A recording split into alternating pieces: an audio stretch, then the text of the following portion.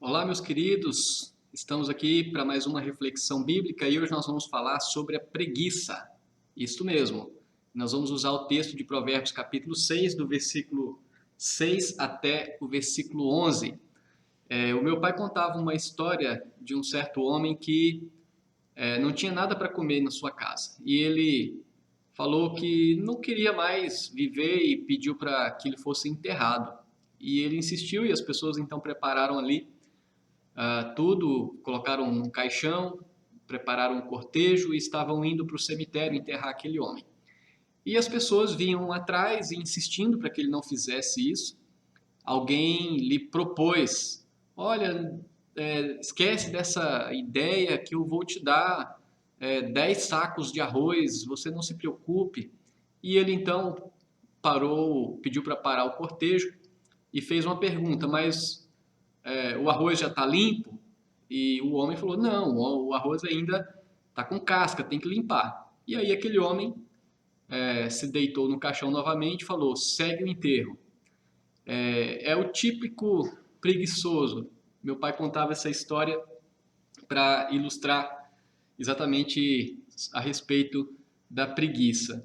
Esse texto de Provérbios, ele usa inclusive uma ilustração também para falar da preguiça, que é a ilustração da formiga. Diz assim: vai ter com a formiga, ó preguiçoso, considera os seus caminhos e ser sábio. E aqui Salomão se utiliza da figura desse animalzinho que trabalha, junta comida e no tempo da escassez, no tempo da chuva, no tempo do frio, ele está bem abastecido. Então é um bom exemplo também sobre o cuidado com a preguiça, né?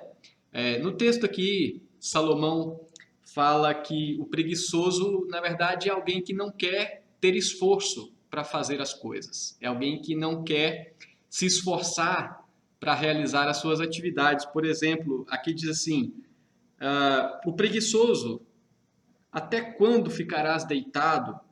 Quando te levantarás do teu sono? Então, ele não quer ter nenhum esforço. O preguiçoso, ele tem um problema que é a questão da procrastinação. A ideia de tem algo para fazer, mas ele vai sempre deixando para depois. Amanhã eu faço, depois eu realizo.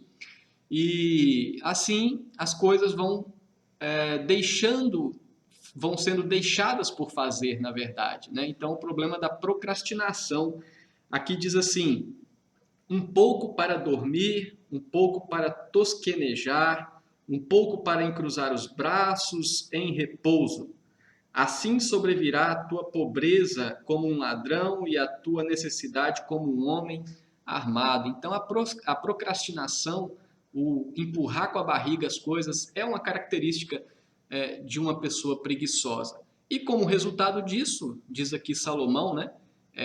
Vem o problema da escassez, da falta das coisas e da necessidade.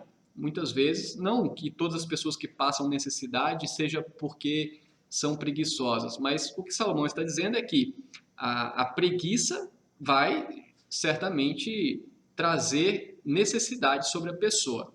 E aí eu quero abranger um pouco essa reflexão, mostrando que o nosso Deus é um Deus que trabalha, né? Por exemplo, Deus trabalhou para criar o mundo. E Deus trabalha para manter o mundo funcionando. Todas as coisas estão funcionando porque Deus está trabalhando o tempo todo. E Deus trabalha para a nossa salvação. Deus é um Deus que trabalha. E aí eu quero terminar fazendo alguns desafios. Primeiro, desafio para as crianças, né? Crianças e adolescentes. Não tenha preguiça de estudar. Você tem que estudar, você tem que se preparar para a vida. Não tenha preguiça de ajudar os seus pais nas tarefas que eles te pedem para fazer. Faça com alegria. Jovens, não tenham preguiça de estudar, de se preparar, de trabalhar, buscar o seu emprego, ter o seu sustento. Não tenha preguiça de projetar a sua vida, sempre visando a glória de Deus em todas as coisas. Homens e mulheres, não tenham preguiça para cuidar dos seus filhos e educá-los no caminho do Senhor. Não tenham preguiça de buscar o sustento para sua casa, o sustento digno, aquilo que Deus tem como proposto para a sua vida. Não tenha preguiça, viva uma vida de trabalho para a glória de Deus. E de forma geral, nós não tenhamos preguiça de realizar as obras que Deus tem confiado em nossas mãos. Em todos os aspectos da nossa vida. Tudo que Deus tem colocado em nossas mãos deve ser realizado de forma que agrada a Deus, sem procrastinação, sem preguiça, sempre visando a glória de Deus e principalmente pensando no aspecto da nossa espiritualidade. Nós não devemos ter preguiça em relação ao zelo pela Igreja de Deus, nós não devemos ter preguiça quanto à nossa tarefa de pregar o Evangelho, de evangelizar, de falar de Cristo, de fazer aquilo que promova a glória de Deus no mundo que nós vivemos. Então é isso.